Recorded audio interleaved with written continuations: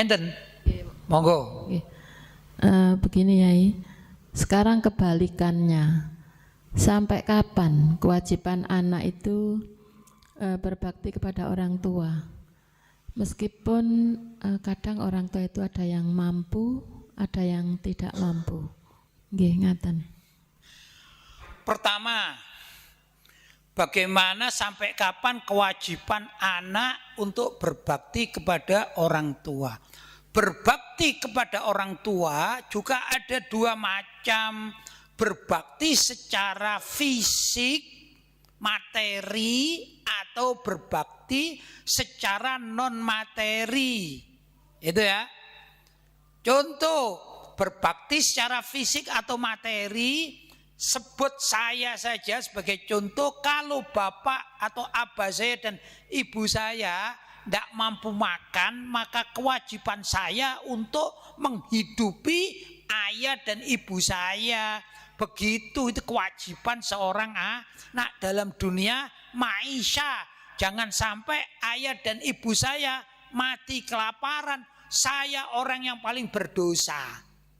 Begitu ya, saya orang paling berdosa.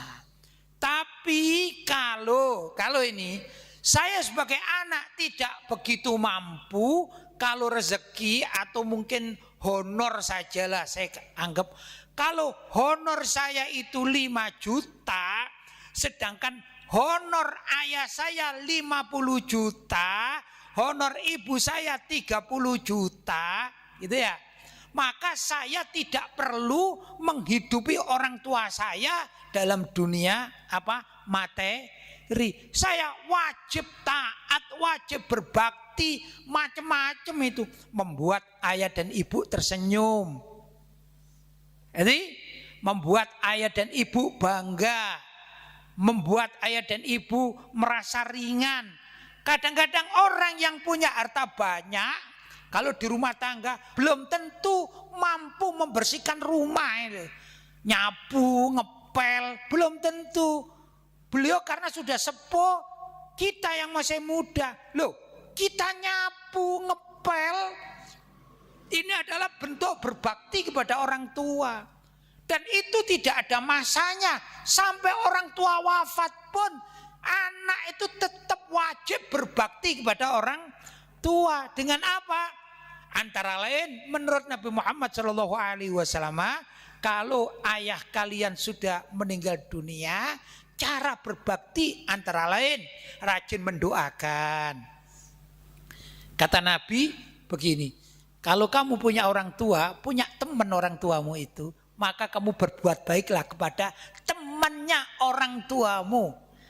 Dalam hadis sebutkan begitu. Ini juga dalam rangka berbakti kepada orang tua. Jelas? Kalau para santri ini kepingin berbakti kepada orang tua, ya, sampai orang tuanya meninggal dunia, saya anjurkan jadilah ustadz. Pasti orang tua kalian bangga. Itu termasuk berbakti kepada kedua orang tua. Seorang soleh, orang yang pandai di dalam agama, tidak perlu berbakti kepada orang tua itu dengan mendoakan. Walaupun mendoakan itu juga perlu, misalnya Robbi firli wali walidayah, Robbi firli wali walidayah, itu perlu, ya. Tapi tidak hanya itu saja. Mohon maaf, saya mengajar pagi ini itu sama dengan saya berbakti kepada kedua orang tua, karena kedua orang tua saya di kuburan ini mendapat pahala karena saya mengajar agama. Walaupun saya tidak mendoakan Robbi firli wali walidayah, Robbi firli wali walidayah, tidak begitu juga. Kita menjadi orang baik itu pun sudah sama halnya dengan mendoakan kedua orang tua. Karena itu kalau santri-santri dan ibu-ibu ini kalau punya anak suruh mondok, Bu. Ya, suruh mondok, suruh jadi ustadz. Nanti ibu dan ayahnya maksudnya ya. Ibu kalau sudah meninggal dunia di kuburan, anak-anak jadi ustadz, ngajar. apa ngajar ayat Al-Qur'an misalnya wal asr innal insana lafi khusr dan seterusnya, langsung kedua orang tuanya dapat pahala. Itu namanya berbakti kepada kedua orang tua. Jadi sampai kapan? Ya sampai si anak mati baru selesai. Paham ya? Jadi nggak ada batasnya berbakti kepada orang tua selagi seorang anak itu masih hidup. Cuman berbakti itu ragamnya banyak.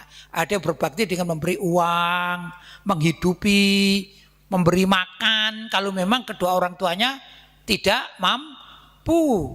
Jadi nggak bisa kan namanya orang tua. Nggak usah jauh-jauh. Orang tua kita yang hadir ini beda-beda statusnya. Ya enggak?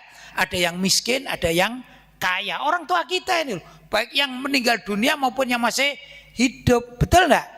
Karena itu variasi, ya banyak meragamnya orang berbakti pada kedua orang tua. Jelas Bu? Jelas?